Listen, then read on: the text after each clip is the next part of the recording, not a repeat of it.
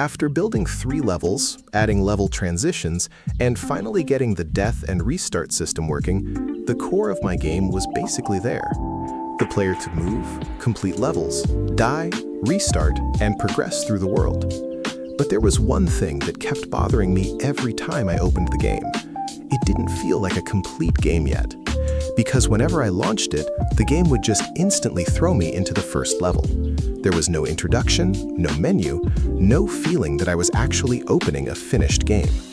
So today, I decided it was finally time to work on something I had been avoiding for a while: creating a proper menu. The problem was, I had no idea where to start.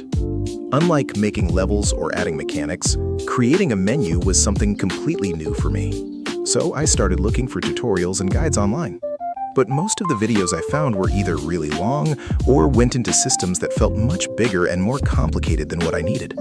And another thing I was worried about was whether those methods would even fit the way I had already structured my game. Since my levels and scenes were already built, I didn't want to follow a tutorial that would force me to completely change my architecture. Eventually, I found a short 4-minute tutorial that explained the basic idea behind creating a menu. It wasn't specifically made for my type of game. It didn't connect with my level system. It didn't explain how it would work with my project. But it showed me the basic foundation. So I decided to take that idea and adapt it into my own game. I followed along and created my first basic menu scene. At first, it was very simple, just the basic buttons and structure. But then came the part where I needed to connect it with my actual game. I connected my menu scene with my main game scene, and then I tested it. But something was wrong. The game was still starting directly from the main level. The menu existed, but the game was completely ignoring it. For a moment, I was really confused because I thought I did everything correctly. So I asked Gemini what was happening, and I found out that I missed one important step. I had to change the project settings and tell Godot which scene should actually run first when the game starts. The starting scene was still set to my main game scene. So after changing it to the menu scene, I tested it again. And finally, it worked. The game opened into my own menu. It was a small change, but seeing the game start properly for the first time actually felt like a big milestone.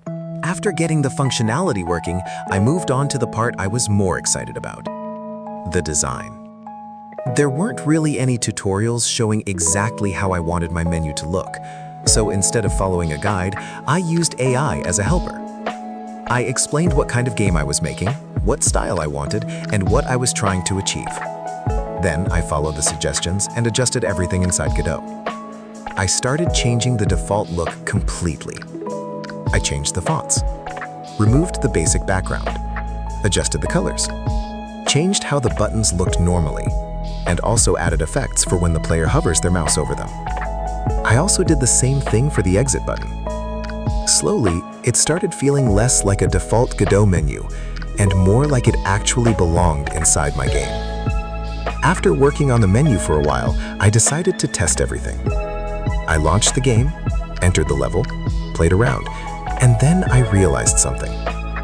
Wait, the menu can start the game, but how does the player quit once they are inside the game? I had created a quit button, but that button only existed in the main menu. Inside the actual gameplay, there was no way to access it. So I needed another system, a pause menu. For the pause menu, I used a similar approach.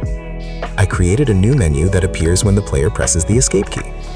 Then I added 2 options: resume and quit. I connected both buttons with my main game script.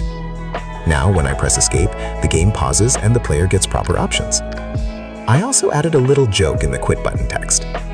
Instead of just saying quit, I made it say quitting, just to make it feel a little more playful. Small details like this aren't necessary for the game to work, but they add personality. After finishing both menus, I continued improving the visual side. And while working on the main menu, I randomly had an idea. My background was a sky with clouds, but the problem was that everything looked completely still. So I tried creating a looping background animation. The idea was simple: move the background slowly from right to left, then loop it.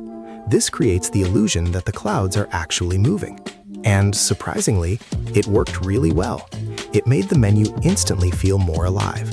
This was not even something I originally planned to do today, but sometimes while working on one thing, you find small improvements that make the whole game feel better. Looking back at today's work, technically I only added menus, but this was more than just adding buttons. The game already had the important systems. The levels were there, the transitions were there, the death system was there.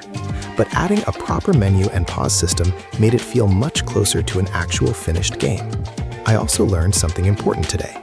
A lot of game development is not just creating mechanics, it's also about polishing the small details that make the player experience better. Tomorrow, I want to continue improving the atmosphere of the game, especially the backgrounds. Since this moving cloud effect worked so well in the menu, I want to try using a similar idea inside my levels to make them feel more alive. I also still need to add music and sound effects for the menu buttons, so the game is slowly moving from a working prototype into something that actually feels like a real game. And that's it for today's progress.